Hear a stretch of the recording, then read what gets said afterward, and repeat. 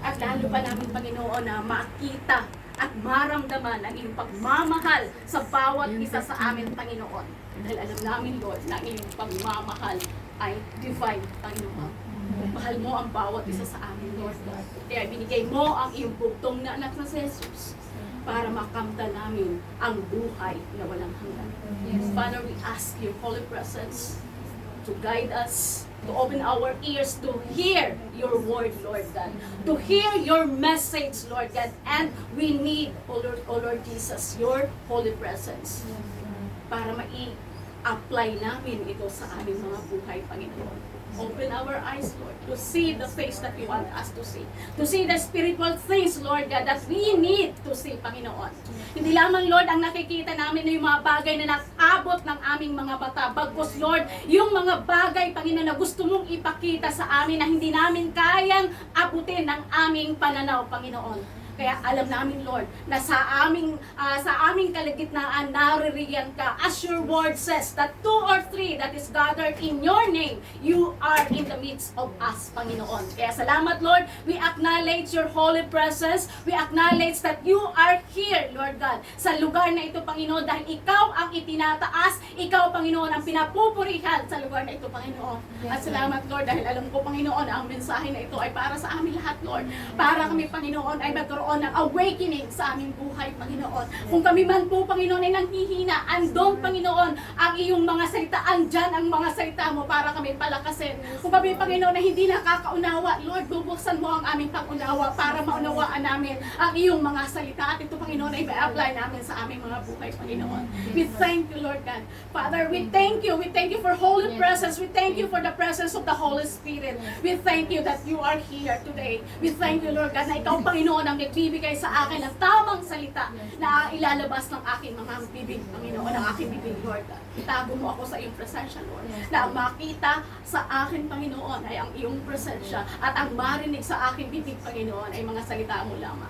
We thank you. In Jesus' mighty name we pray. Amen. Amen and amen. Yes, Lord. Tayo po ay magsiupo. At tunay na nakakatuwa po yung ating mga testimony ng ating mga kapatid. Salamat, Sis Jen, sa iyong testimony na nakarating ka dito sa Hong Kong.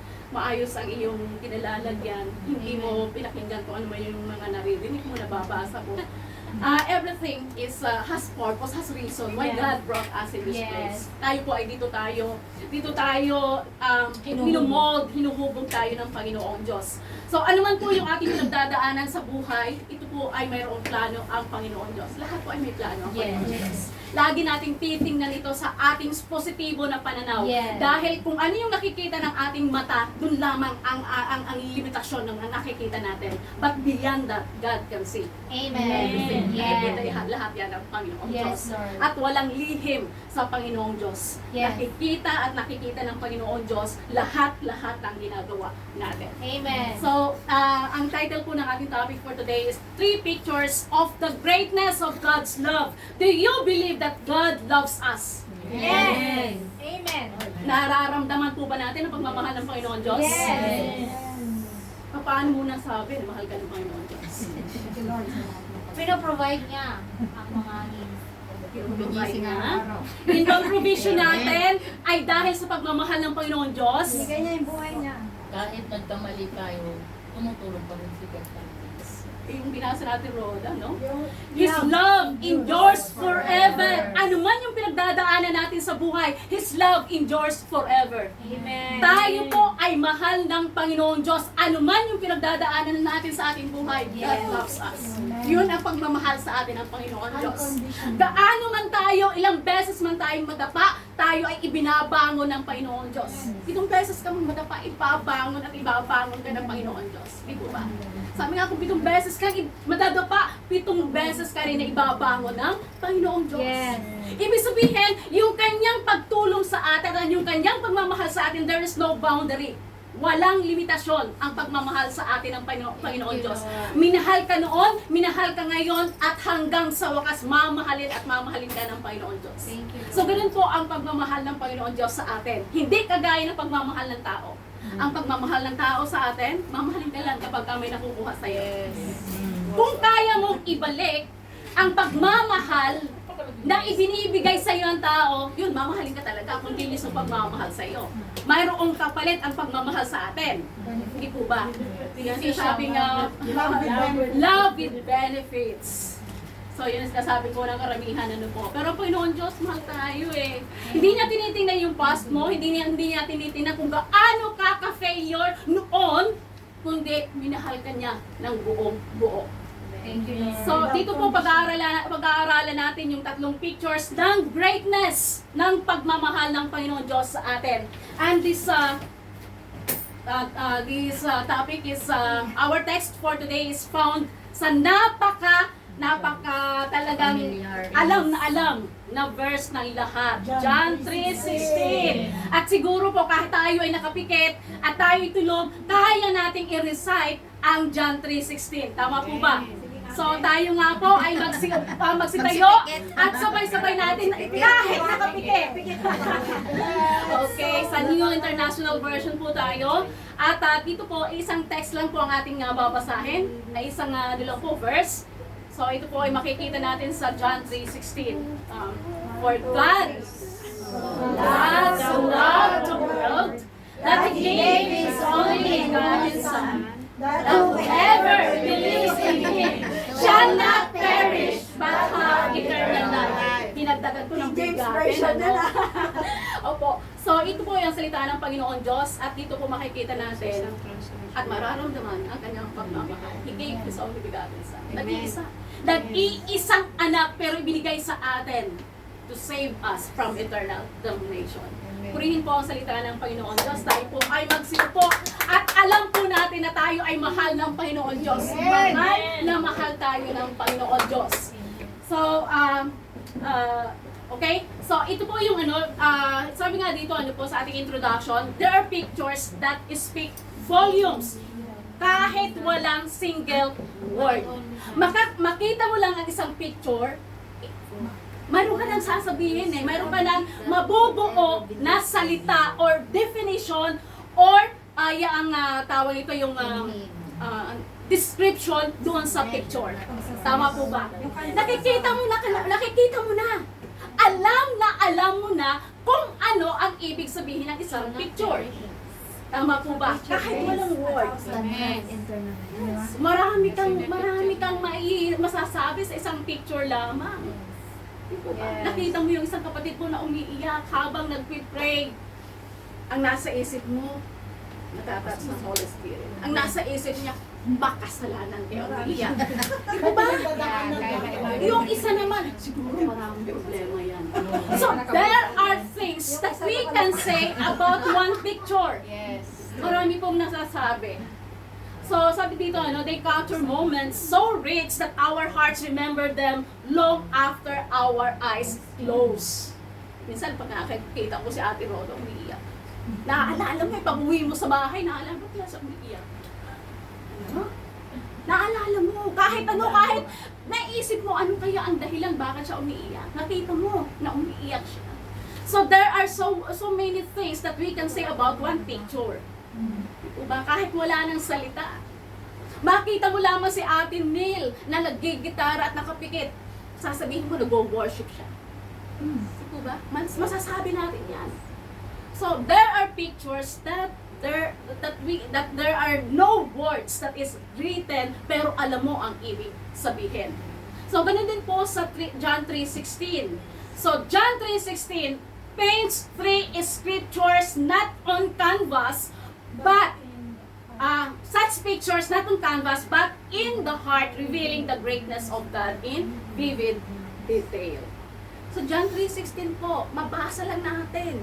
Kahit wala siyang picture, alam natin kung gaano kabigat o gaano kalaki yung mensahe ng Panginoon Diyos sa salitang yan. Sa John 3:16. Alam po natin yung detalye, alam natin kung ano yung gustong iparating sa atin ng Panginoon Diyos. Alam natin kung gaano niya tayo kamahal. Tama po ba? Alam natin, kaya nating sabihin kung gaano tayo kamahal ng Panginoon Diyos.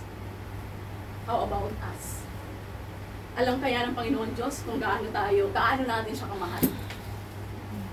Do we truly love the Lord?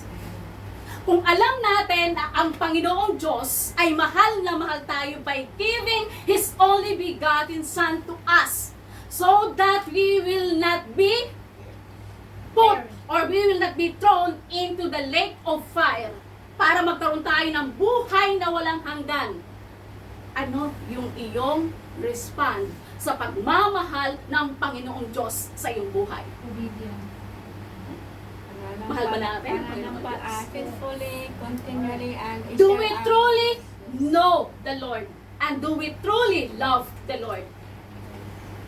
Sabi, gagawin mo lahat, di po ba? Gagawin mo lahat para mapapurihan ng Panginoon Diyos. Pero ang hingi po sa atin ng Panginoon Diyos, it's not our confession, it is not our words, but it is our action. Kailangan ipadama natin, ipakita natin sa Panginoon Diyos na mahal natin ang Panginoon Diyos. Ano sabi ng Panginoon Diyos? If you love me, you will obey my commandments. So, ibig sabihin, ang pagmamahal natin sa Panginoon Diyos ay ating maipapadama at maipapakita by obeying His commands, by obeying His precepts. Susundin natin ang Panginoong Diyos. Gagawin natin yung lahat ng pinapagawa sa atin ng Panginoon Diyos. Yun po bang yung mga gustong ipagawa sa atin ng Panginoon Diyos, tayo po ba ay lahat ay comfort yung ating mapapagdaanan? Mahirap, siyempre. Mahirap, parang pinik. Marami kang pagdadaanan. Kasi yung obedience natin, it is not always comfort. Marami kang sacrifices. Marami kang pagdadaanan just to obey the Lord. Itetest ka ng Panginoon Diyos. So yung ating pagsunod sa Panginoon Diyos ay hindi lahat ay maalwan. Lahat ay pagdaraanan mo sa iyong buhay. Hindi para i-test ka, kundi para ma-test mo ang iyong sarili kung gaano ka katapat sa Panginoon Diyos. Kasi ang Panginoon Diyos ay all-knowing eh. Alam ng Panginoon Diyos kung sino ka talaga. Alam ng Panginoon Diyos kung ano ang laman ng iyong puso. So, ibig sabihin, ang testing na nangyayari sa atin is not because God is testing us, but because you need to test yourself of how true you are to the Lord. Tama po ba? Faithful yan. Gano'n ka kapag-faithful sa Panginoon Diyos. Kasi madali sabihin natin in words eh. Yes. Madaling i-confess natin na mahal natin ang Panginoon Diyos. Napakadali. We can brag, we can blow our trumpet, telling the word that we love God. Tama po ba? Po ba niya sabihin na nagtitiwala tayo sa Panginoon Diyos? Just because you trust God doesn't mean He trusts you. Tama ba? Hindi ibig sabihin na nagtitiwala ka sa Panginoon Diyos, ikaw ba ay katiwa-tiwala? Pagkakatiwalaan ka ba ng Panginoon Diyos? That is the question. And we need to search our hearts. Gaano tayo ba totoo sa pagmamahal natin sa Panginoon Diyos? Because His love is so great that He gave His only begotten Son so that we will have eternal life. Ganun kabigat, ganun katindi ang pagmamahal ng Panginoon Diyos sa ating buhay, sa atin, sa bawat isa sa atin. So, God's love is not a mere sentiment. Hindi kaya natin na emotion, mahal kita kapatid. By dalang emotion pa, paiyak-iyak pa. Hindi po ganun ang Panginoon Diyos eh. It is a profound reality demonstrated through the sacrifice of Jesus. So yung kanyang pagmamahal, hindi lamang naipakita yung mahal kita kapatid. Niyakap mo mahal na mahal kita kapatid. Kundi may kasamang action. I-demonstrate yung kanyang pagmamahal sa pamamagitan ng pagbigay ng kanyang bugtong na anak na si Jesus. Para ipadama sa atin yung pagmamahal niya, pagmamahal sa atin ang Panginoon Diyos. Imagine minahal tayo. Sino ba tayo? Who are we? To be loved by the Lord. Hindi po tayo hindi po tayo karapat-dapat sa pagmamahal ng Panginoon Diyos. But still, He loves us. Patuloy at patuloy tayong binibigyan ng chance ng Panginoon Diyos. Patuloy tayo na itinatama ng Panginoon Diyos. His discipline means He loves us. Hanggang hindi tayo dinidisiplina ng Panginoon Diyos, ibig sabihin, hindi tayo mahal ng Panginoon Diyos. So yung pagdidisiplina sa atin ng Panginoon Diyos, it means He loves us. Ayaw ng Panginoon Diyos na ikaw ay mapaniwara. Ayaw ng Panginoon Diyos na ikaw ay maligaw ng landas. So that's why we need to understand that God's love is paramount. God's love is so big that He gave His only begotten Son. That whoever believes, ibig sabihin, pag sinabi natin whoever, it is inclusive. Hindi po siya exclusive. Hindi para lamang sa magagandang babae ang pagmamahal ng Panginoon Diyos. Inclusive para sa lahat. Whoever believes. Bakit po believes? Continuous yung iyong pananampalataya sa Kanya. Hindi yung naniwala ka ngayon, nanampalataya ka ngayon, tapos bukas wala ka ng pananampalataya. Diba? So yung ating pananampalataya, ito po ang tuloy-tuloy na pananampalataya mo sa Panginoong Diyos. So the word so in John 3:16 encapsulates the depth of this love. Ganun katindi ang pagmamahal sa atin ng Panginoon Diyos. Ganun kalalim ang pagmamahal sa atin ng Panginoon Diyos. And reminding us that God did not just say, He loves us. He proves it through His action. Pagka po tayo nagkakantahan, nagyayakapan, sinasabi natin, mahal natin ang ating mga kapatid. Paano natin maipuprove na mahal natin ang ating kapatid? Paano natin ipuprove na mahal natin talaga ang ating mga kapatid, mahal natin ang Panginoon Diyos? Diba? Mahal kita. Mahal kita kasi utangan kita lang po ba? Mahal kita kasi mahal mo ako eh. Mahal kita kasi mahal mo ako eh. Beneficial. Kailangan kita? O kailangan mo? Beneficial din. So, dito ko, yung pagmamahal ng Panginoon Diyos, dito sa atin ay may kasamang action. May kasamang action ang pagmamahal ng Panginoon Diyos sa atin. So, dapat tayo po lahat may action din. Hindi yung, mahal kita. Mahal kita. Pagtalikot. Mahal kita. Diba? So, ang gusto po ng Panginoon Diyos sa atin makita yung pagiging genuine natin, yung pure love ang hinahanap sa atin ng Panginoon Diyos. So, He proved it through action. So, yung love na ito, ng pagmamahal ng Panginoon Diyos, it is extravagant. Isipin mo, no, kung ating babalikan yung ating buhay, parang hindi natin, parang iisipin natin, parang hindi yata ako narapat dapat, parang hindi ako kayang mahalin ng Panginoon Diyos sa aking buhay na ito, sa aking mga pinaggagawa sa buhay. Kung paano ako naging disobedient sa Kanya, disobedient sa aking mga magulang, kung paano ko sinaktan ng mga taong nasa paligid ko, kung paano ko inabuso yung aking mga magulang, inabuso ko yung ang Panginoon Diyos. Pero minahal pa rin tayo eh. His love endures forever. Yung po ang minasa ni Ate Nagoda. Ganun ang pagmamahal ng Panginoon Diyos sa atin. Sabi dito, not the love of a tyrant demanding appeasement, but the love of the God who has already been satisfied through Jesus Christ. Ang nakikita po sa atin ng Panginoon Diyos, ang nakikita po sa atin ng Panginoon Diyos, hindi po yung ating hindi yung ikaw eh. Appearance. Nung tinanggap mo ang Panginoong Jesus, ang nakikita niya sa iyong buhay, ang Panginoong Hesus Kristo. Hindi yung ikaw mismo. Kasi itinover ka na ng Panginoong Jesus. So ang nakikita sa iyo ng Panginoon Diyos ay yung love ni Jesus Christ na nasa sa iyo. Dahil kung pagmamahal lang natin without the love of Jesus Christ, without the love of God, we cannot satisfy the Lord. Amen. At hindi natin mapaparangalan ang Panginoong Diyos. Kasi tayo po ay limited eh. Tayo po ay limited. Laging mayroong boundary, laging mayroong condition yung ating pagmamahal. Pero ang pagmamahal ng Panginoong Jesus, it is unconditional. Hindi yung, uy, mamahalin ko sa atin yun. Kasi ito'y mabaki. Uutang ako. Uutang ako atin Neil. Mahalin ko sa atin Neil. Mapagbigay sa atin Neil. Siya lamang ang mamahalin ko. Ganun po ba tayo? So, sa atin, sa tao, sa mundong ito, ganun eh. Kung sino yung nakakatulong sa'yo, yun din ang mamahalin. Pero sabi ng Panginoon Diyos, nakuha mo na. Diba?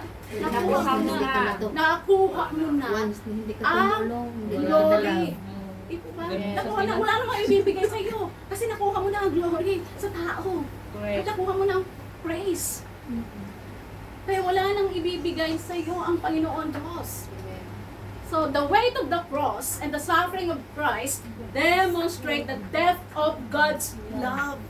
Isipin niyo po yung suffering ng Panginoong Jesus. Ngayon ko sasabihin mo, ang dami kong pinagdaanan, ang dami kong, ako'y minamak, ako'y pinagchichismisan, ako'y ganito ang aking pinagdadaanan, mga taong ganito ang ginagawa sa akin, hindi na ako magpapatuloy sa paglilingkod sa Panginoon Diyos.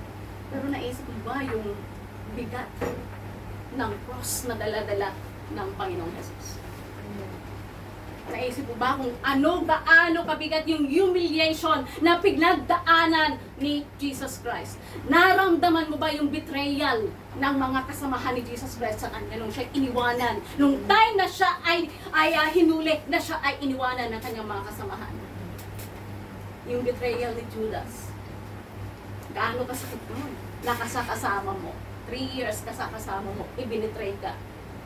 Diba? Ngayon kung sasabihin natin, Lord, ako binitray din naman ng aking kaibigan eh. Pinakasin utang tulog eh. Masakit. Talagang masakit. Kaya nga, pumunta siya dito eh. Para maramdaman niya yung mga sakit na ating pagdadaanan at nauunawaan natin. Nauunawaan niya kung gaano kasakit yung iyong pinagdadaanan sa ngayon. Hanggang hindi mo napapagdaanan na pinagdadaanan na iyong kapatid, hindi mo maunawaan yan eh. Yes. Hindi ba? Hindi mo maunawaan. Mauunawaan mo lamang isang tao kapag naranasan mo yung kanyang pinagdaraanan. Yes. At saka mo maunawaan kung ano yung kanyang, Matututunan. kung ano yung kanyang sitwasyon. Doon ka matututo. Yes. Doon ka matututo sa pinagdadaanan. Di po ba sabi ng mga Panginoong Jesus sa Revelation, I know your deeds. Yeah. Di po ba? Sa Revelation, Yes, I know your deeds. Nakikita ko, alam ko. Pero ang ibig sabihin nung sinabi niya na alam ko, hindi lamang yung mayroon siyang knowledge at nakikita niya ang pinagdadaanan mo, kundi naranasan niya kung ano yung pinagdadaanan mo. Kasama mo si Jesus Christ. Para sa atin po, ano po yung mga nanganak, sasabihin natin na, ay masakit talaga pagka nanganak. Kahit yung hindi pa nabubuntis, so hindi pa nakakaranas ng panganganak, sasabihin nila masakit. Pero yung pain ng talagang totoong nanganak, ma-express nila ng mabuti kung anong klaseng pain yung kanilang pinagdaanan. So, iba po yung sasabihin natin na I know, alam mo lang kasi nakikita mo, kumpara doon sa alam mo kasi pinagdaanan mo. So, alam ng Panginoon Diyos kung ano yung pinagdadaanan mo sa ngayon. Alam ni Jesus Christ kung ano yung pinagdadaanan mo ngayon. Alam ng Panginoon Diyos kung gaano kasakit na ma-betray. Alam ng Panginoon Diyos kung gaano kasakit o gaano kahirap ang mawalan dahil dumaan siya sa kawalan. Tama po ba? So, lahat ay pinagdaanan niya at nauunawaan ang sitwasyon ng bawat isa. Nauunawaan ang sitwasyon natin. Nauunawaan ang kakulangan mo. Nauunawaan kung gaano kasakit ang mawala ng pamilya, mawala ng mahal sa buhay. Kasi pagdaanan niya ni Jesus Christ. Lahat ay napagdaanan niya. So lahat ay pinagdaanan niya, lahat ay ipinadama niya sa atin dahil mahal tayo ng Panginoong Jesus. Mahal tayo ng Panginoong Diyos. So we will see His greatness in His boundless love. Walang boundary ang pagmamahal ng Panginoong Diyos. Hindi po gaya ng tao. Sabi nga, ano po, may nabasa ko nun, love is an emotion surrounded by expenses. Kung ikaw dahil magmamahal, kasama ang bulsa. Kasama ang bulsa sa pagmamahal. It is surrounded by expenses. Pero pagmamahal ng Panginoon Diyos, wala eh. Yes. Wala. Basta lahat ibinigay sa atin ng Panginoon Diyos. Priceless yung kanyang pagmamahal, priceless yung kanyang sacrifice, at ang kanyang pangako sa atin ay unshakable. Ibig sabihin, pagka sinabi niya, ito ay mangyayari. Ito ay ipapatupad ng Panginoon Diyos. Amen. He is not a man that he will lie, nor a son of man that he will say and not act. Siya po ay Diyos. Kaya nga po tinawag siya na truth. He is the truth. Ibig sabihin, wala nang ibang totoo kundi siya lamang. Wala nang ibang totoo kundi ang Panginoong Diyos lamang. Pagka sinabi niya na mahal tayo, ibig sabihin, yun ang totoo. Mahal tayo ng Panginoong Diyos. So, these are truths that can change how we live today.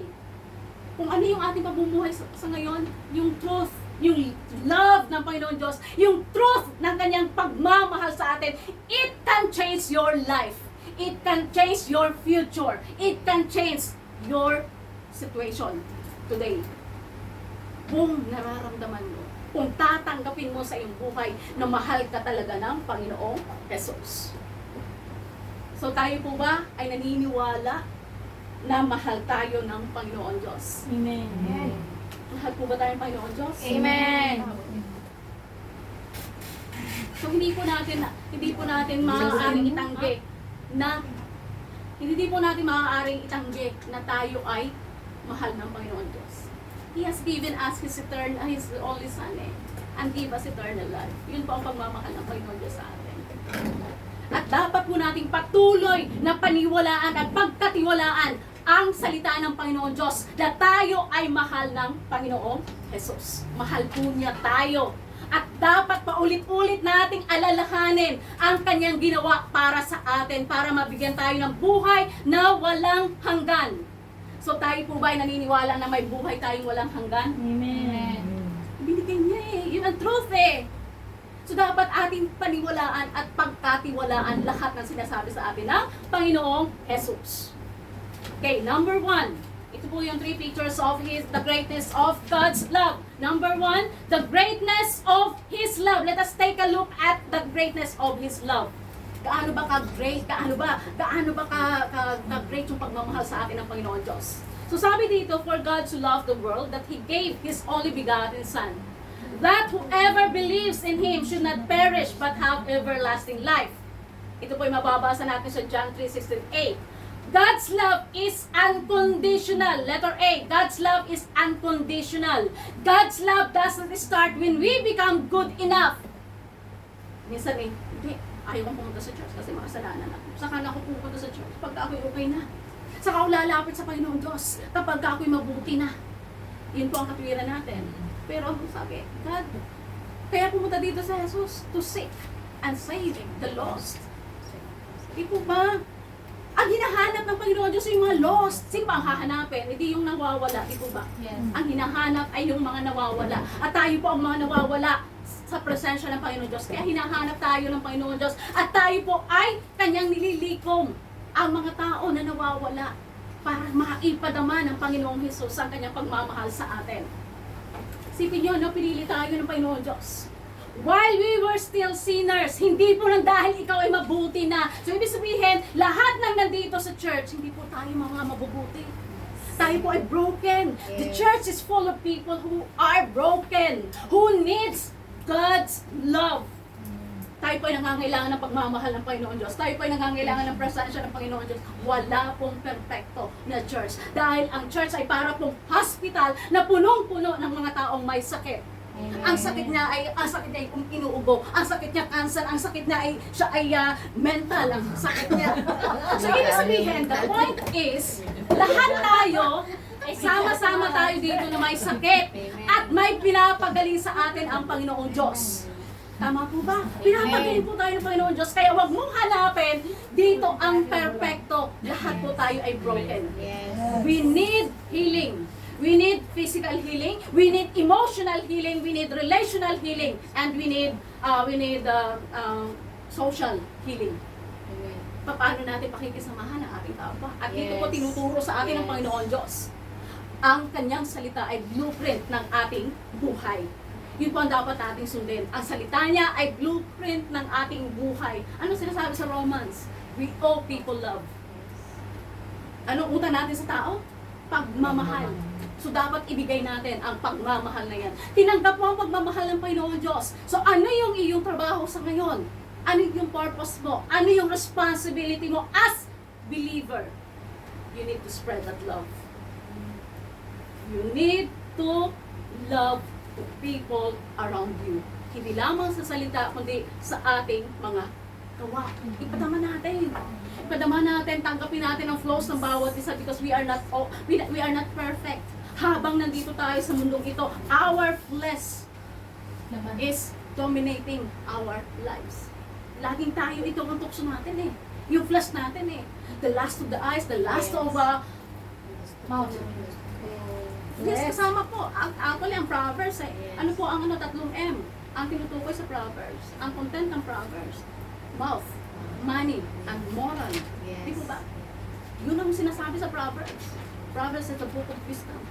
At ang tinutukoy dito, lahat ay binabanggit dito ang tungkol sa ating bibig, tungkol sa ating morality, tungkol sa pera. Dahil ito ang temptation ng tao. Ito lagi tayo natetempt. Amen. So, the Word of God is our blueprint para maging maayos at maging maayos ang ating pamumuhay. At maging mabuti tayong patutuo sa Amen. ating kapwa. Your life is a picture of who you really are, of who you are serving. Ang iyong pamumuhay Yes. ay picture. Kahit hindi ka magsalita, Yes. kahit walang word na lumabas sa iyong bibig na ako ay Kristiyano at ako ay anak ng Diyos, ang iyong pamumuhay ay nagpapahayag na kung sino ka talaga. Amen. Ang iyong lifestyle. Paano po pag nasa labas tayo ng church? Paano po tayo namumuhay? Paano tayo namumuhay sa labas na walang nakakakita sa atin na mga Kristiyano? Sabi ng Panginoon Diyos, sabi po sa Romans, you are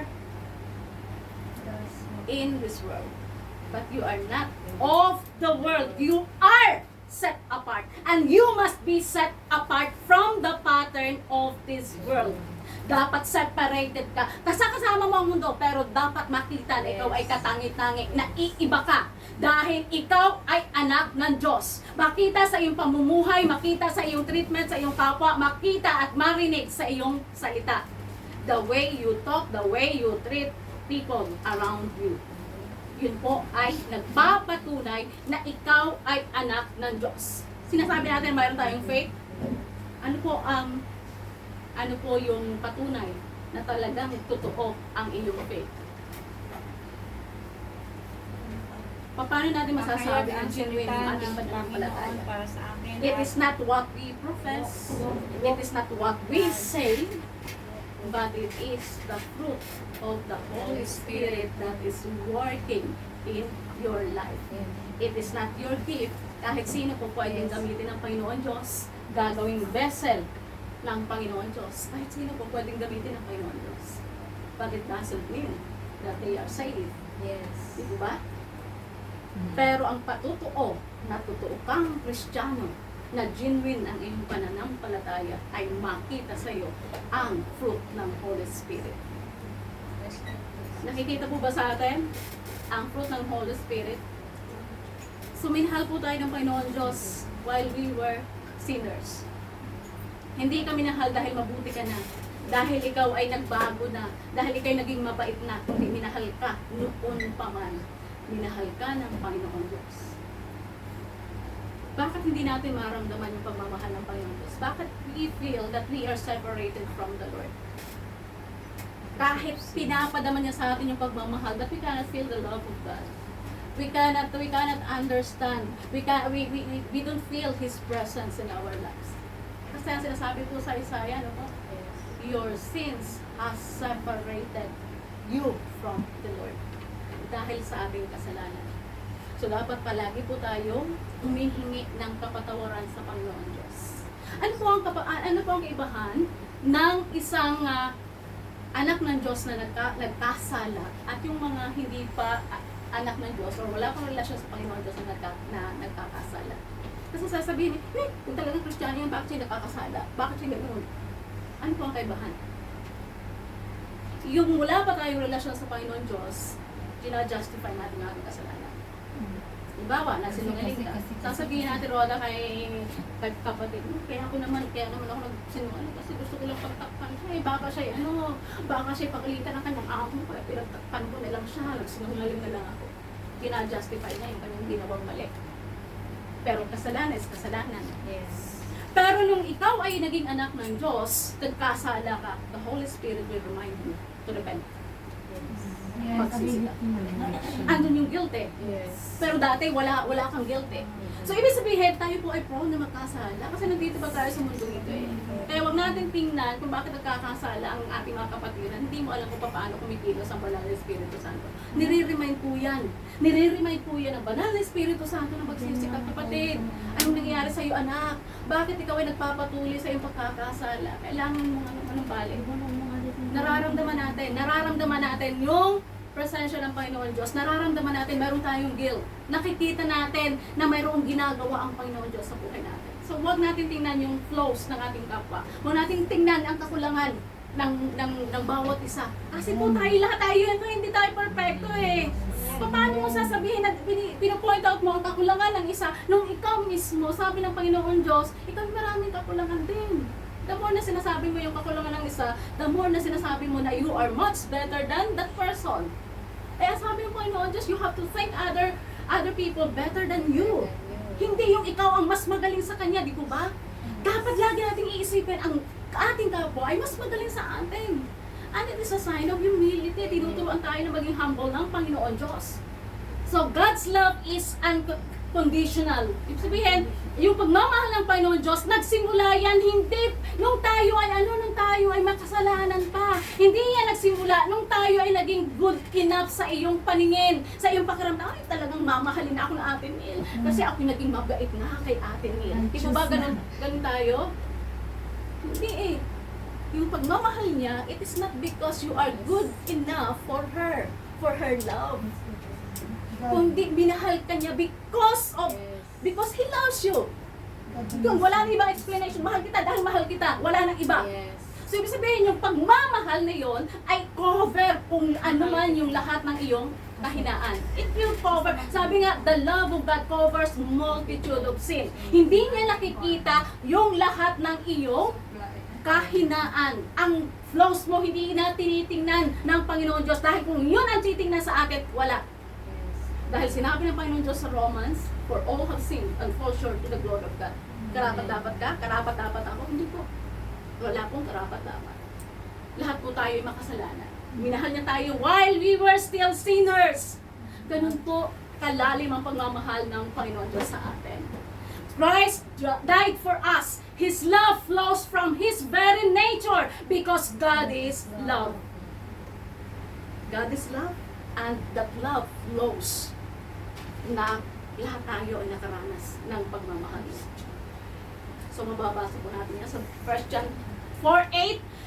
That means nothing you do can make Him love you more or less. Kahit anong gawin mo pa para makuha mo ang pagmamahal ng Panginoon Diyos, hindi mo makukuha ang pagmamahal ng Diyos. Hindi mo maaring bayaran ang Diyos, kundi ang pagmamahal niya, kusa niyang ipinagkaloob sa atin. So wala ka na ibang gagawin eh. Hindi mo na kailangan, oh Lord, ibibigay ko sa iyo ang 20 sahod ko. Mahalin mo lang ako, Lord. Hindi ko yun. Kaya ka nagbibigay because out of love eh. Not because you want to get something from the Lord. Di po ba? So ang pagbibigay na yan ay hindi yan persahan, dapat yun ay galing sa puso mo. Wala kang tinitingnan, ito para sa iyo, Panginoon. I love you. Nagbigay ka ng regalo kay Ate Julie. Ate Julie, mahal na mahal kita eh. Ito yung aking pagpapakita, way ng pagpapakita ko ng pagmamahal sa iyo. Hindi yung, Ate Julie, bigyan kita. Utangin mo ako, mamaya. Hindi ko gano'n. May kapalit. Hindi ko gano'n. Kung di minahal tayo ng Panginoon Diyos, noon pa man na tayo ay makasalanan. Di po ba? So, ganun po ang pagmamahal ng Panginoon Diyos sa atin. God loves us. Ganun kalaki, ganun kalalim, ganun katindi ang pagmamahal sa atin ng Panginoon Diyos. So, tingnan po natin yung yung love of the Father in Luke 15. The prodigal son came home filthy and broken. Yet his father ran to meet him. Imagine isa pong yung ginawa ng prodigal son, na kinuha niya yung kanyang mana ng buhay pa. It is against the law of the Jews. Hindi mo maaaring kuhanin ang iyong mana ng buhay pa ang iyong magulang.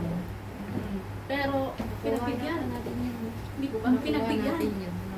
At doon siya ay bumalik, tinanggap pa rin. So, ganun din po tayo. Madapa ka man, lumayo ka man sa Panginoon Diyos, andyan bukas ang pinto ng Panginoon Diyos. Nakabukas ang kanyang mga kamay. Handa kang tanggapin, handa kang yakapin ng Panginoon Diyos. That is God's heart towards us, towards you and me. Mahal na mahal tayo ng Panginoon Diyos. Ilang beses po tayo nadapa, ilang beses nating na-abuse ang pagmamahal ng Panginoon Diyos. Pero mahal at mahal pa rin tayo ng Panginoon Diyos. God knows your weakness. He sees your flaws, yet He still embraces you. Tinanggap ka pa rin eh. Diba? Alam ng Panginoon Diyos kung anong ginagawa mo behind after ng church, alam ng Panginoon Diyos kung anong ginagawa mo. Alam ng Panginoon Diyos kung anong nasa isipan mo. Nakikita ng Panginoon Diyos ang laman ng puso mo. Pero despite of your flaws, mahal ka ng Panginoon Diyos eh. His love remains firm. Steady yung kanyang pagmamahal sa atin. Hindi yung, ay, wala na ako ng gana sa kanya. Sama pala ugali ni Ate Ella. Ayaw ko sa kanya. Ganun po tayo, di po ba? Hindi ako binigyan ng damit, Ate Ella. Yamin na. Totoo yan ah. So, ganun po tayo, di po ba? Kami personal. May personal na. So, ganun po tayo. Imagine, ano po, yung pagmamahal ng Panginoon Diyos sa atin. Kahit ano pang ginawa mo sa Kanya, hindi nababago. Sabi dito, ano, it remains steady. Kahit yung nag-waver yung ating faith. Kahit yung ating faith ay nasa taas, biglang nawawala. Nawawala ka sa proseso ng Panginoon Diyos, nagtampo ka, wala na naman, andyan na naman. Sabi nga eh, pagdating ng ano, Sunday, nasa church ka. Kinabukasan, namatay ka. Ililibing ka pagdating ng Saturday. Ano, hindi, nakapako ka, nagdating sa Friday, di ba? Nilibing ka. Nabuhay man Sunday. Tapos pagdating ng Sunday, resurrected. Pupunta na naman sa church. Ano yun? Pupunta na naman sa church. Sana ba? Kinabukasan, nakapakinig ng konting salita ng Panginoon Diyos, kinabukasan, patay na naman. Diba? Pagdating ng Friday, nakapako na sa cross. Nagsisisi na. Ganun na paulit-ulit. Walang nangyayari. Pero mahal ka pa rin ng Panginoon Diyos. And the love of God is inviting us.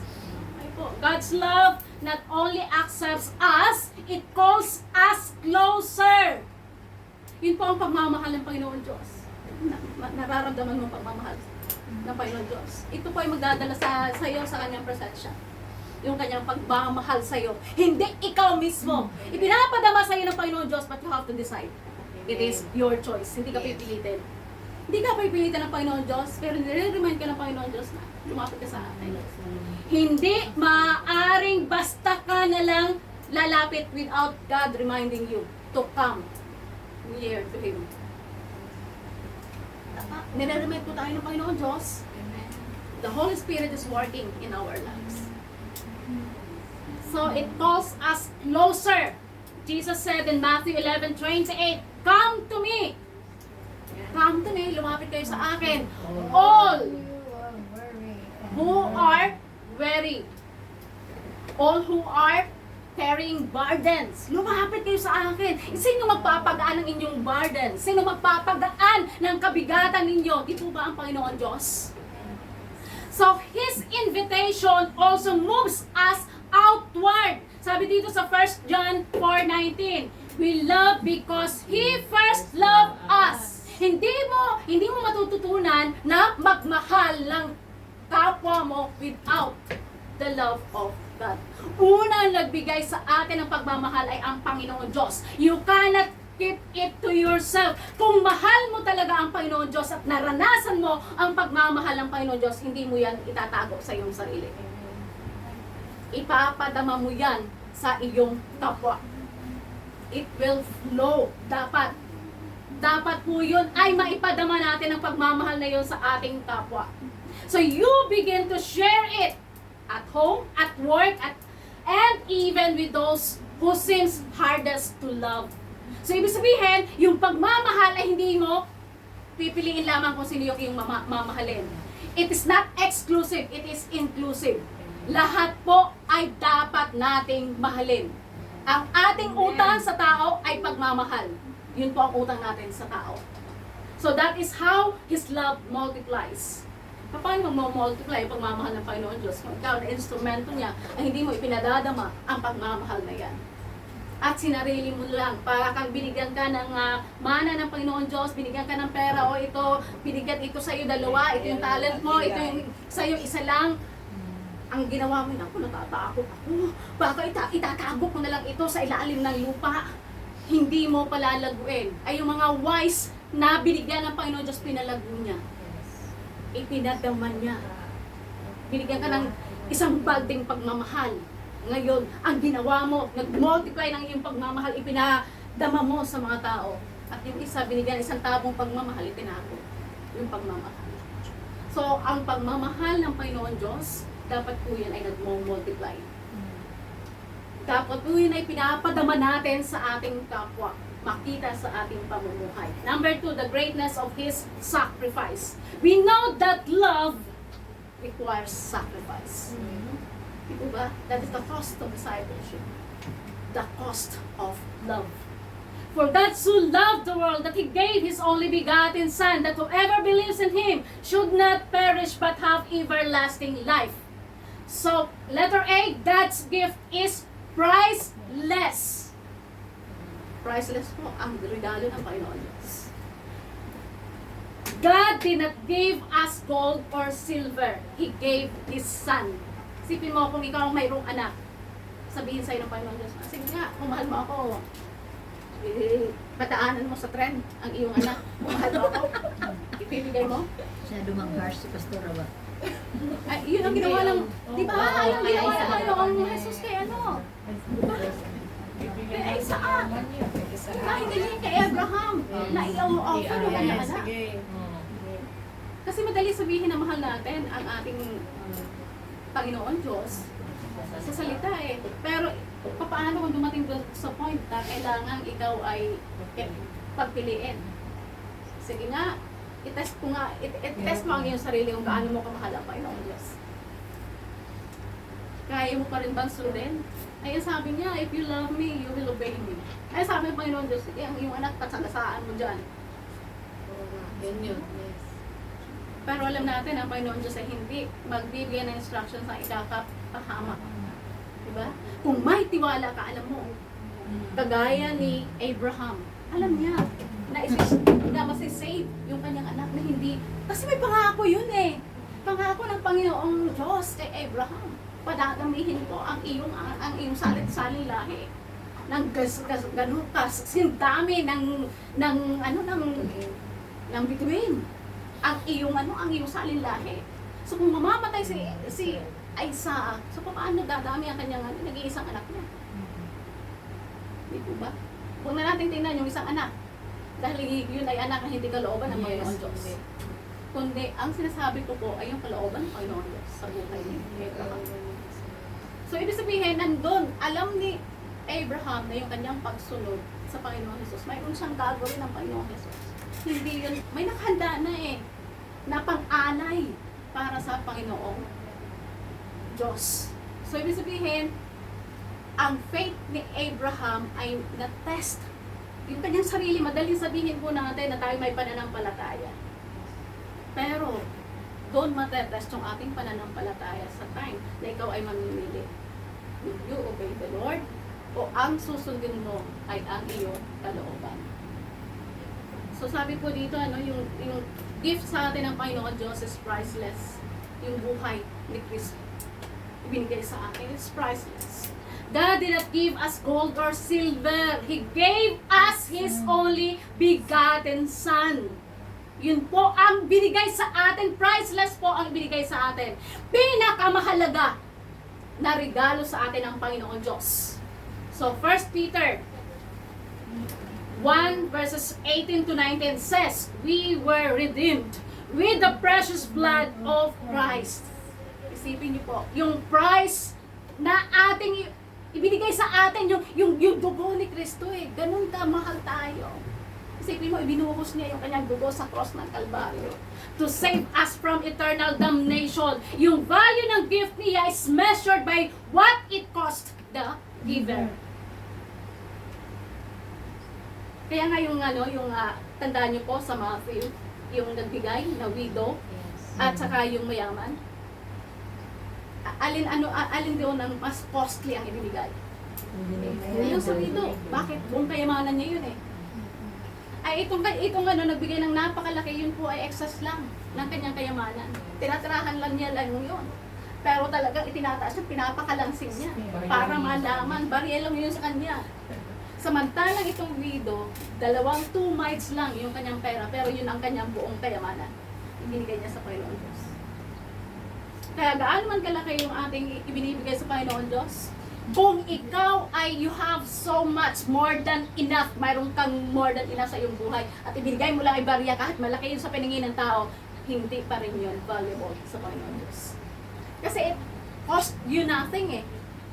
Hindi ka hirapan. Ito. Yan eh, tira ko lang yan. Diba? Pero sa mata ng tao, malaki.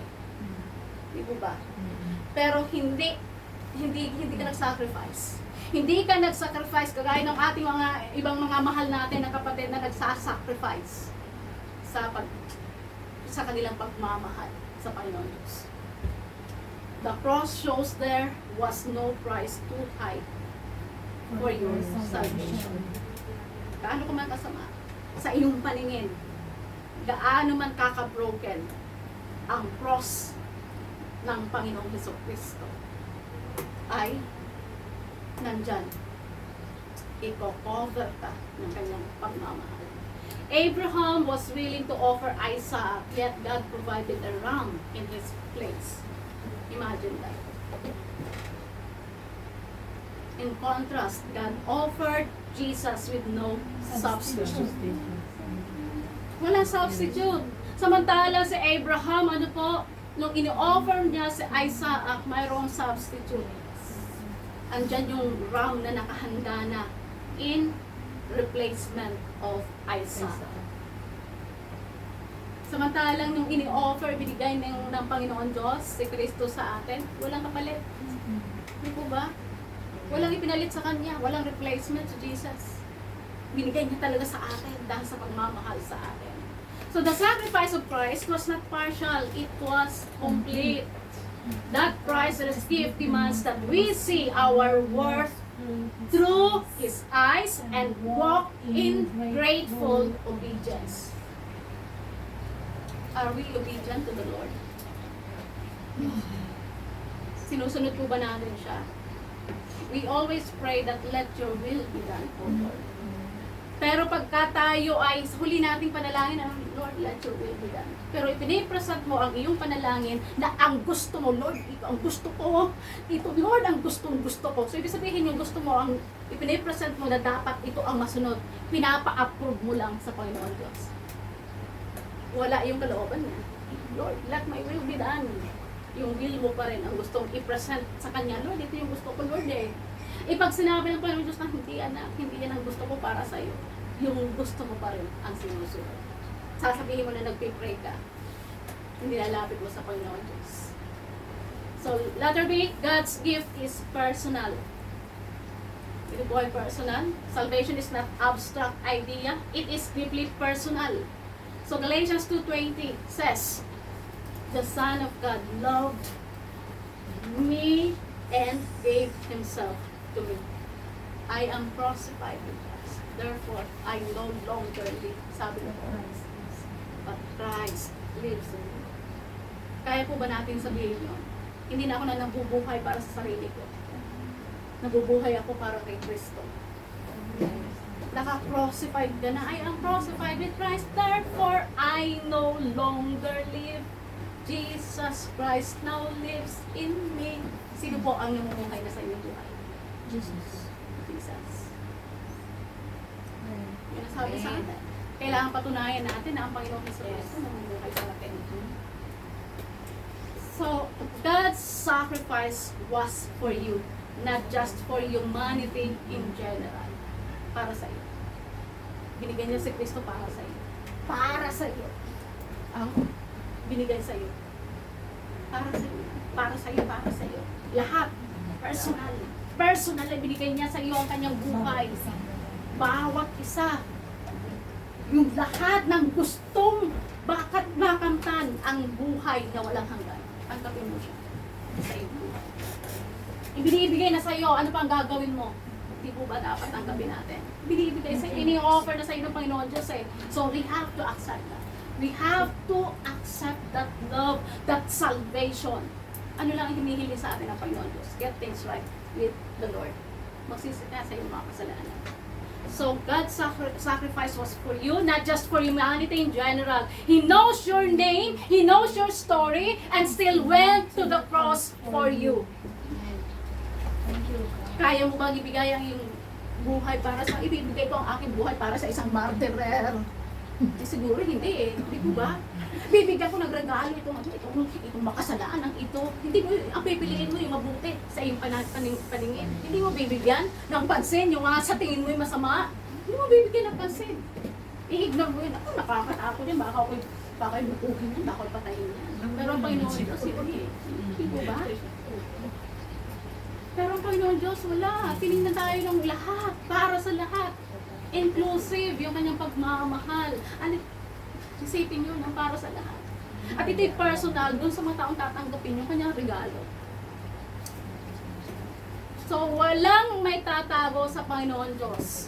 Kung sasabihin mo na ako, parang nahihiya naman ako lumapit kayo. Ang dami-dami ko na kasalanan. Nagnakaw ako, ganito yung aking ginawa. Pero sabi ng Panginoon Diyos, no? He knows your story. And still, He went to the cross for you. Yun pa dapat nating maunawaan. So when you realize that faith becomes more than religion, it becomes a relationship. We cannot be saved because of our religion. We are saved because of our relationship with the Lord. So, yung ating relasyon sa Panginoon Diyos ang pinakamahalaga sa atin. So, we need to respond to the Lord by receiving His gift with joy. Lord, salamat sa iyong regalo sa akin, ang buhay na walang hanggan. And living in daily gratitude. Tayo po ba nagpapasalamat? Lord, salamat. Kung hindi dahil sa iyo, hindi ako ganito ngayon. Salamat, Lord. And kung hindi dahil sa iyong salita, ngayon, ano pa rin yung aking pag-iisip? Mental pa rin ako, Lord. Pero nung tinanggap ko ang iyong salita, nabuksan ko ang aking kaisipan. Malinaw na yung aking pangunawa. Hindi na ako mental. Di po ba? So every prayer, every act of service, every choice can flow from the reality that His sacrifice was for you personally. Para sa akin yun. Pinili ka eh. Pinili ka ng Panginoon Diyos. Bakit ka nandito sa ngayon? Dahil pinili ka ng Panginoon Diyos. At dapat maging grateful tayo sa Panginoon Diyos dahil ikaw at ako ay Kanyang pinili. Number 3, the greatness of His promise. We know that promises of God is true. Totoo yan. At sabi nga po ng isang scholar, no, more than 8,000 promises meron sa Bible. Alin sa mga promises na yon ang pinanghahawakan mo? Alin sa mga promises na yun ng Panginoon Diyos? For God so loved the world that He gave His only begotten Son, that whoever believes in Him should not perish, but have everlasting life. Letter A, God's promise is certain. Totoo. Hindi yan mababaliko ang pangako ng Panginoon Diyos. Certain. Totoo. Firm, hindi yan mababago. God does not make empty promises. Hindi kagaya natin. Ay, pupunta ako sa church sa Sunday. Tapos, pagdating ng Sunday, nandoon si Sandra. Hindi ko ba? Tama.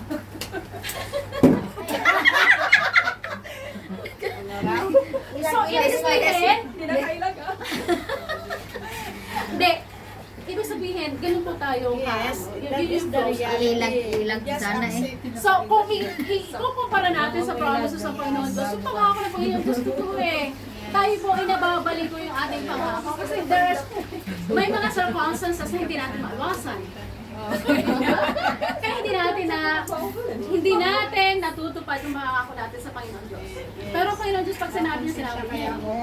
Sorry Lord, hindi po ba? So, God does not make empty promises. Sabi nga sa Numbers 23 verse 19, He is not a man that He should lie. Hindi sa kagaya ng tao. So, ibig sabihin, alam ng Panginoon Diyos na tayo talaga ay Ganyan. liar. Yes. Yes. We're born. Oh. Kaya, nangangako tayo pero hindi natin naisasakatuparan. Yes. Dahil marami tayong reason. Is hard, but is the reality. Justification. Sina-justify natin yung ating, minsan. Pero Yes. yun po ang katotohanan. Kasi. Kasi ganito ang ating pinagdadaanan. Kasi. At noon pa man, alam naman ng Panginoon Diyos na ganito tayo. So, kaya nga sinabi niya sa Numbers 23 verse 19, He is not a man that He will lie. So, ibig sabihin, alam ng Panginoon Diyos na tayo naglalay. Alam ng Panginoon Diyos. That is our weakness. So, He is not a man that He should lie. Eternal life for those who believe is not wishful thinking. It is guaranteed by the one who holds the universe together. So, ganun po ang ating eternal life. Ito po ay guaranteed na talagang totoo. At ito po ang Diyos na kung saan siya po ang may hawak ng universe na ito, ng lahat. Amen. Mayroon dito sa mundo. Ang sabi sa ating kanta, ibibigay ko lahat sa iyo, Lord. Lahat na mayroon ako dahil ikaw ang gumawa nito, ikaw ang nagbigay sa amin. We are empty. We have nothing to boast about. Totoo kaya yun yung ating ginakanta sa Panginoon Diyos? Totoo kaya yun sa ating puso? So yung kanyang pagmamahal, it is guaranteed by the one who holds the universe together. So the future with Him is as certain as His word. You want success in your life? Hold on to His promises. Amen. Ang pangako niya. So, bakit tayo hindi nagiging successful sa mga ginagawa natin? Kasi, para po tayong tumatakbo sa race. Diba? Para po nasa race tayo, tumatakbo tayo. Ang finish line nandoon sa dulo. Natapa ka. Masakit eh. Natapa ka eh. Nasugatan ka. Ngayon, ayaw na magpatuloy. Masakit eh. Ayun na lang. Nasasaktan ako. Ito ba? So, ganun din po ang buhay natin. Ang ating tayo po ay nakikibaka sa buhay. So, pagdating natin sa dulo, kung sino makakarating sa dulo, yun ang tagumpay. Amen. Yun ang matagumpay. Yes. At ikaw, nung nasa ano ko pala, nasa simula ka pala, pumapalakpak ka sa Panginoon, yes Lord! Ako talagang makakarating ako dyan, yes Lord! Nandito na ako, lalaban ako Lord, pumapalakpak ka pa sa Panginoon Diyos. Pagdating mo doon sa dulo, hindi na ikaw ang papalakpak. Ikaw ang papalakpakan ng Panginoon Diyos. Sasabihin sa iyo, now will done by good and faithful servant. Hindi mo sila ang Panginoon Diyos, ikaw ang papalakpakan ng Panginoon Diyos. So ngayon tayo pumapalakpak sa Panginoon Diyos, pinupuri natin siya eh. Pero pagdating natin sa dulo, tayo po ang papalakpakan ng Panginoon Diyos. So yung kanyang pangako ay certain. Hindi po yan pabago-bago ang pangako ng Panginoon Diyos. Masama ka ngayon, ay hindi, wala ka ng salvation ngayon. Hindi na kita mahal ngayon, masama ka ngayon eh. Hindi mo ako binigyan ng damit, eh, masama ka ngayon! Personal. Ang pangako ng Panginoon Diyos, gaano man ka, ilang beses ka mang madapa, yung pangako ng Panginoon Diyos, nandyan eh, ibabangon kita eh. At mahal kita.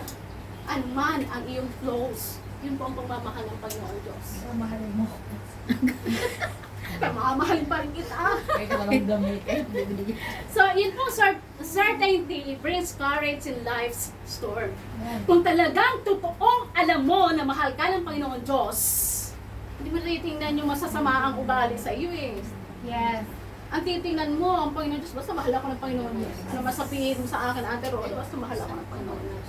Ano ba sabihin mo sa akin, Ate Maris, mahal ako ng Panginoon Diyos. Hindi mo man ako mahalin, mahal ako ng Panginoon Diyos. Yes. At kung alam mo na mahal ka ng Panginoon Diyos, magpapatuloy ka. Dahil alam mo na mahal ka niya ng Panginoon Diyos. It gives you encouragement. It gives you courage para magpatuloy ka sa iyong buhay bilang isang mabuting patotoo sa mundong ito. Yung buhay mo ay isang patotoo. Kahit hindi ka magsalita, ang buhay mo na lamang. Makikita yan ang mundo. Ba't Yes. yan bago? Ba't kaya sa Ate Roda, nabago? Dati sa Ate Roda, magagalit yun yan eh. Dati yan, lagi nakasimangot eh. Bakit lagi nakangiti na si Sis Roda? Anong dahilan? May mental problem na pala. Nakikita ng tao kung ano yung nangyayari sa iyong buhay.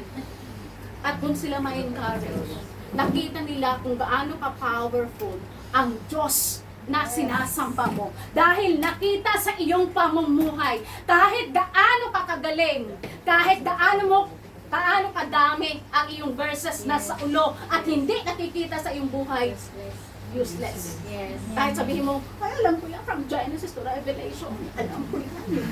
Alam ko yan. Diba? Buhay mo. At doon tayo humahanga lagi. Yes. Oh, napaka-anointed niya. Ang galing niya talaga. Anointed. Anointed. Ang galing-galing niya. Anointed yan. Parang ikaw ba hindi anointed? Nung tinanggap mo ang Panginoong Jesus. He is the anointed one. So, ibig sabihin, ikaw, lahat tayo ay anointed. Hindi lang yung magaling magsalita. Dahil may mga tao magaling magsalita. Wala sa gawa. Wala sa gawa. May mga tao po na magaling sa salita. Yun po ang gift nila. Ibig sabihin pala sa ate, sa ate, magluto. magaling magluto siya. Gift na yun. So, ibig sabihin, yung palang nagsasalita dito ay mas magaling doon sa nagluluto. No. Hindi mo nga alam, baka nga siya save at ako hindi save eh. Yes. So, ang point po ay walang sinasabi ang Panginoon Diyos kung ano ang iyong posisyon, kung ano ang iyong kalaman. Dahil ang pagbabasihan ng Panginoon Diyos ay ang iyong outcome, yung iyong product ng iyong sinasabi mo na pananampalataya sa Kanya. You will be judged according to your words and deeds. Ilang beses na sinabi yan sa Ezekiel 7. At saka sa Paulit-ulit na sinabi sa atin ng Panginoon Diyos. Sinasabi mo na Kristiyano ka, sige nga, susuriin ko kung gaano ka talaga katotoong Kristiyano. Hindi sa salita mo, Yes. kundi sa iyong pamumuhay. Ang fruit ng Holy Spirit nasa sa iyo. Ang galing-galing ni ate sa pagsasayaw. Ang galing-galing. Kristiyano, anointed. Di po ba? Saan doon niya, Holy Spirit? Kasi yun natin nakikita eh. Yun natin nakikita natin. Di po ba? So akala natin yung anointing, yung pa-open ng Panginoon Diyos, hindi lahat po tayo anointed eh. Kahit nakaupo ka dyan, anointed ka ng Panginoon Diyos. Yes. Hindi mo alam, ang iyong presensya ay isang patotoo sa isang taong nasa kabila. Hindi mo alam yun. Kaya huwag po natin titingnan ang posisyon, hindi po nakabase sa posisyon ang ating relasyon sa Panginoon Diyos. May mga nakatayo kasi yun ang gift nila eh. Yes. So, gusto kong mag-gitara, nasa isip ko gusto kong mag-gitara, hindi naman ako makapag-gitara. Hindi ako nag-uumpisa. Hindi ako Dapat, kahit mag-umpisa dapat hindi ko rin alam. ginagawa yun nga yun. Hindi po ba? Ay, gift nila yun eh. Kahit gusto ko, nasa isip ko lang yan, gusto eh. Wala yung gawa. Yung sinasabi natin, gusto mo, pero wala sa gawa. Di po ba? So, hindi mo ngayon na-attain. Kasi wala sa gawa eh. So, gusto mo, wala naman sa gawa. So, when you anchor yourself in His promise, fear loses its grip. Hindi kayo matatakot. Wala nang worry sa'yo. You will not be worried, nor be anxious. But you will commit everything to God in prayer and thanksgiving. So wala nang foothold sa iyo ang takot, ang worry, kasi lahat ipinaubaya mo na sa Panginoon Diyos eh. So you can walk in confidence no matter what you face. Kahit alam mo, na parang tingin mo ay parang delikado eh. Parang akala ng tao, naku, iteterminate ka ng amo mo. Terminator yung amo mo. Diba? So ngayon, na ikaw ay ang confidence mo ay sa Panginoon Diyos, alam mo na, kapag ka siya ang nagsarado ng pintuan, walang makakapagbukas. So ngayon, ang confidence mo sa Panginoon Diyos. Bakit ka maniniwala sa sinasabi ng tao? Eh kung dun ka inilagay ng Panginoon Diyos, siya ang mag-aalis sa iyo. Tama po ba? So letter B, God's promise is present. Eternal life is not just a future. Eternal life is not just, naulit, ano po, about the type. It begins the moment that you believe in Christ Jesus. Sabi sa John 17 verse 3, eternal life is knowing God now. Ngayon na.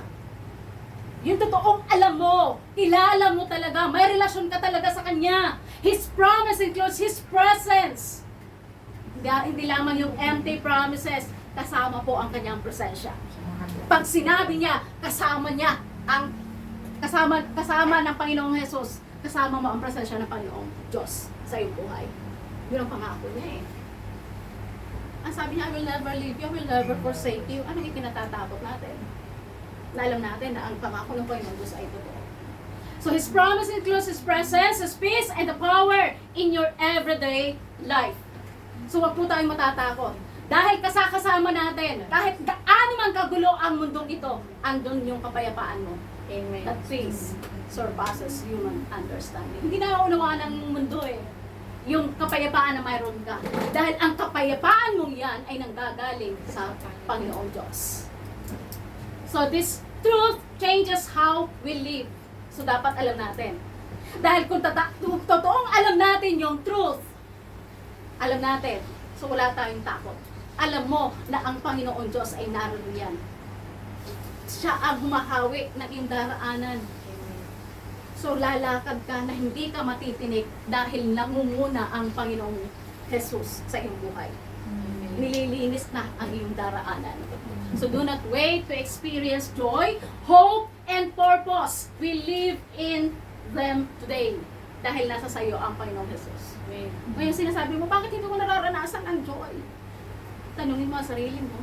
Baka wala sa'yo si Kristo. Worthy. Kasi pag nasa Bakit puno ka ng worry? Baka wala sa'yo si Kristo. Kaya hindi mo nararanasan yung joy, hindi mo nararanasan yung peace.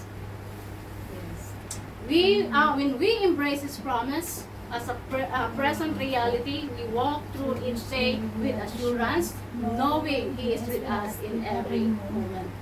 So sigurado ka. Sigurado ka sa iyong buhay. Sigurado ka na kung ano yung purpose ng Panginoon Diyos, kahit bali-baliko ang iyong pagdadaanan, kahit gaano kahirap, alam mo na mararating mo yan, yung dulo.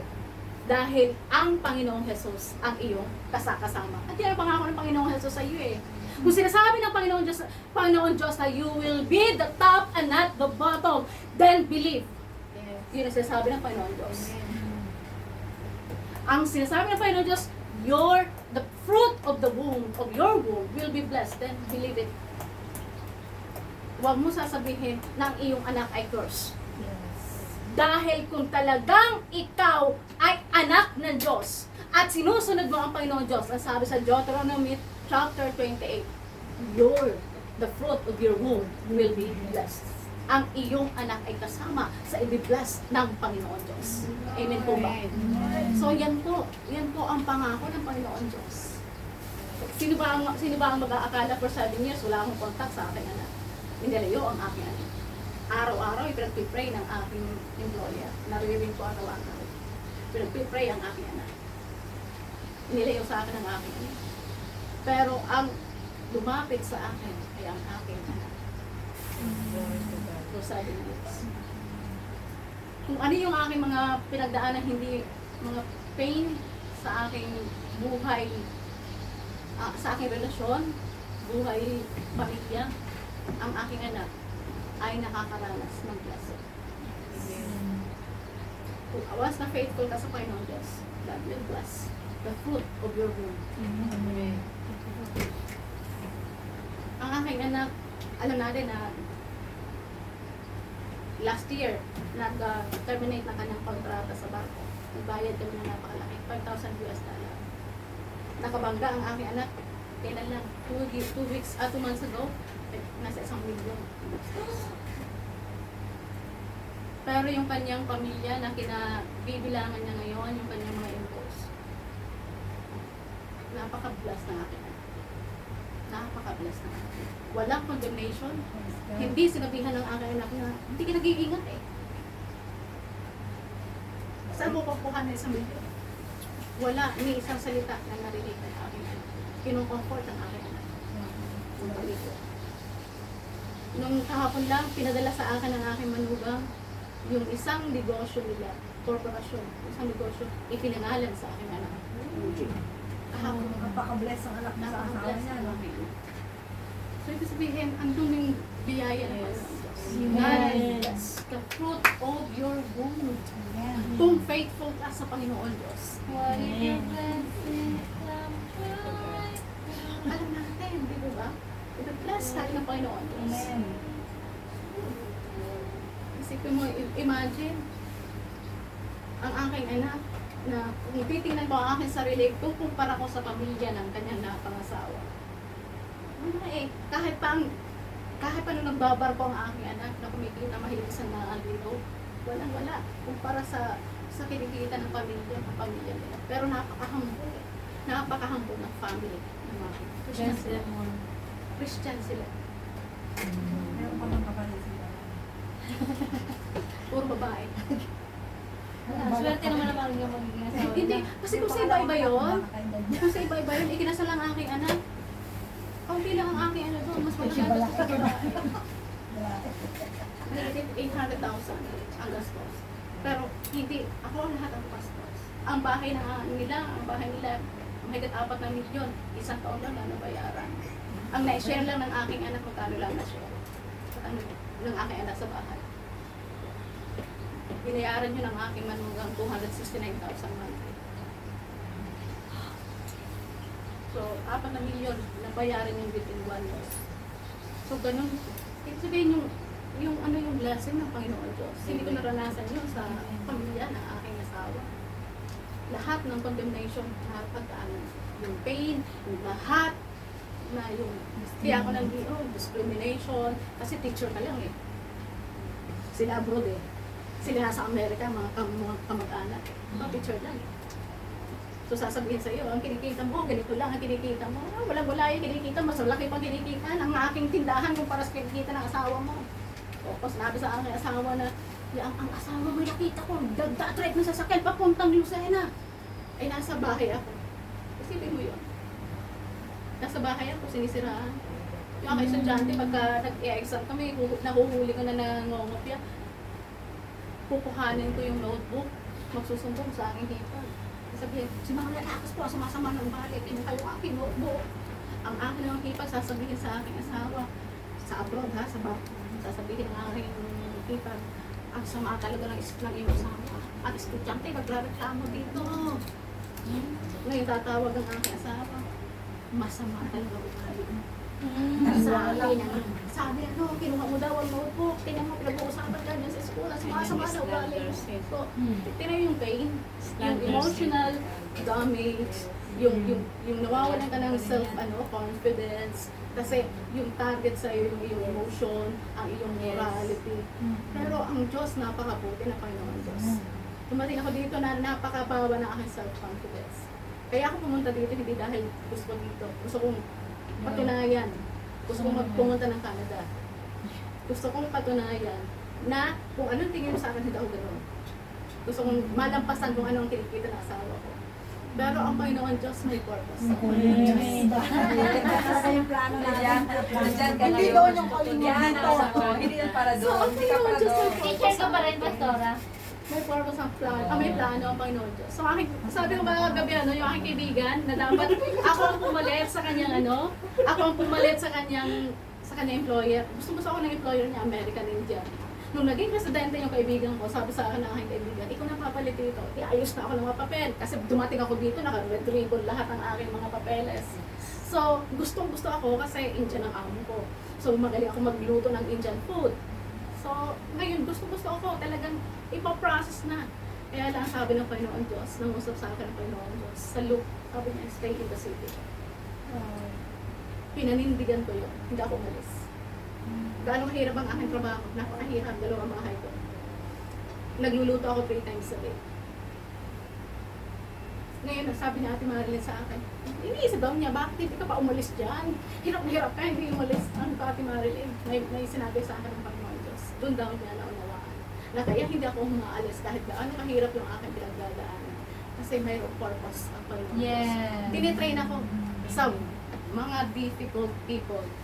Ang aking employer ay ang aking employer Christian. Pero iba po ang kanilang lahi. Iba po ang kanilang kultura. Iba ang kultura nila. Parang po sila mga PWD. Lahat nakaasa sa'yo. Kasi kultura nila eh. Noong una hindi mo maunawaan yan. Akala mo inaapi ka. Pero dahil sa kailangan alamin natin kung ano yung kultura nila. At doon ka tinitrain ang Panginoon Diyos. Kaya mo bang mahalin yung mga difficult ng tao? Kaya mo bang mahalin yung lahat iaasa sa iyo kahit bisita nila ikaw ang mag-a-unpack ng kanilang mga bagahe? At ikaw rin ang magpapak? Kaya mo bang gawin na lilipat ang kapatid ng ibang bahay, papadala ka sa Singapore para ikaw mag-ayos ng kanilang bahay? Diba? Nung lumipat ang ama ng ibang bahay sa India, nandun ako sa India para ako mag-asikaso lahat. At kung naayos ang aking visa, kung naisipan kaagad, nasa London ako nga dapat. Ngayon, kasi lilipat yung isang kapatid ng bahay. Lahat ng Nung lumipat ang pamangkin, galing sa training nila, galing sa hotel 3 months sa hotel. Lumipat na ng bahay, ako rin ang nag-aasikaso. So ganun po kahirap yung aking trabaho. Pero by God's grace, hindi po nag-aasikaso. Amen. Kasi tinitrain po ako ng Panginoon Diyos eh. Tinitrain po ako ng Panginoon Diyos. Reward yun, Pastor, ikaw tagapagmana. Kasama ka pamilya. Ang alahas ng ng kanyang kapatid na nasa London, dinala dito sa Hong Kong. Ako lahat ang nagtago. Ako nagtago. Ako ang nakakalam kung nasaan. Alam na akin ako. Sa akin. Sanla. Sabi sa akin, ang Berli, ayusin mo nga ikaw. Hindi bahala ka ikaw magtago. Makalimutin ako. Eh, di, ako nagtago. Sanla muna natin. Lahat ng alahas. Sabi mo, nakalimutan. Baka natapon. Ngayong katapusan ng November, pa-India ako. Tiwala talaga Ha? sa'yo. Na naman. Bakit Kasi yung bahay ng aking amo, kailangan ayusin ko. Grabe, no? So, ganun po ang buhay natin. Pero doon po tayo tinitrain ng Panginoon Diyos. Yes! Tayo tinitrain ng Panginoon Diyos. I'm inspired. And, last na po tayo, conclusion. When you see God's greatness, you can stay the same. May magbabago at magbabago sa iyo. Kung ikaw ay nasa self-pity noon, ngayon hindi mo. Nagpapasalamat ka na sa Panginoon Diyos. Ito ba? Kung noon, alam mo na ikaw ay naghihirap, alam mo na parang ikaw ay aping-aping ngayon, hindi mo na iniisip na ikaw ay inaaping. Dahil alam mo na mahal ka ng Panginoon Diyos. Amen. At yung kanyang pagmamahal ang mas mahalaga sa buhay. His love reaches you. Huwag mo tanggihan ang pagmamahal ng Panginoon Diyos. His sacrifice redeems you. Binigyan ka ng redemption. Isinakripisyo niya yung kanyang buhay para sa atin. His promise secures you. Ibig sabihin, secure ka ngayon. Alam mo, kung ikaw ay may relasyon sa Panginoon Diyos, alam mo na sa langit ang punta mo. Amen. Hindi ka magdadaw. Dahil alam mo na secure ka sa presensya ng Panginoon Diyos. So the world offers shadow. Yun po ang ino-offer ng mundong ito eh. Walang kasiguraduhan, ibig sabihin. Shadow lang ino-offer sa atin ng mundo ito. But Christ offers substance, love that never fails. Sacrifice that never loses. Nagsasakripisyo ka man ngayon, hindi yan failure. Hindi yan mapupunta sa wala. At ang sakripisyo mo ngayon ay mapupunta yan sa mabuti. Binibigyan mo ng kaluguran at kapurihan ang Panginoon Diyos at yung kanyang mga pangako, it will never expire. Hindi kagaya ng pangako natin. Ang pangako natin bukas nagbabago na Ang minute pa nga lang, nagbago. wala na eh. Di po ba? Ganun po ang pagmamahal sa atin ng Panginoon Diyos. Hindi yan nagbabago. Walang expiration ang pagmamahal ng Panginoon Diyos. Walang expiration yung kanyang pangako sa atin. We just need to believe and trust in the Lord. Always. Yan po ang dapat natin panghawakan. Amen po ba? So, mahal ka ng Panginoon Diyos. Mahal tayo ng Panginoon Diyos. Hindi ka man mahalin ng mundong ito. Mahal ka ng Panginoon Diyos. Yun ang dapat natin pagmahal. Let us all stand up. At atin pong